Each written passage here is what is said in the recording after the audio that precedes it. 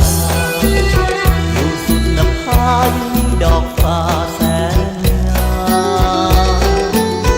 หากใครได้เห็นตามลุ่มลมไม่ฝันพะวงลงติดตามสาวเอ้ยสาวงามงามเหลือใจ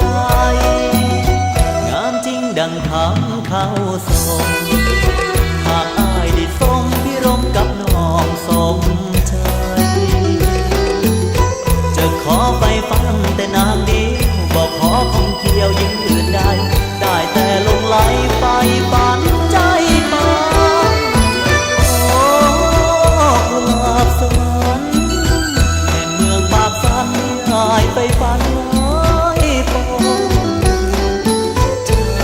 อายหวังอายเพียงประคองกุหลาบเป็นสีดังทองเมื่อยามแสงส่องจากดวงสุรียามแลงค่ำลงน้ำสายโอบริคันน้ำฟันไหลผ่านสายดีอายเห็นผู้สาวจะลองลองผูกปลายน้อยลอยเล่นรีสิ้นแสงสุริสาดสีสันจันทร์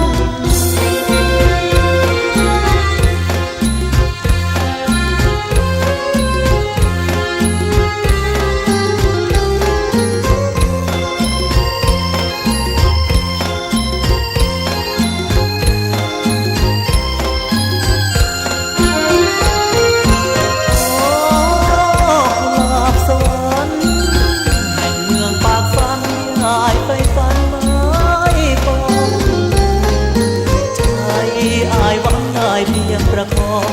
กุหลาบเป็นสีดำทองเมื่อยามแสงส่องจากดวงสุรี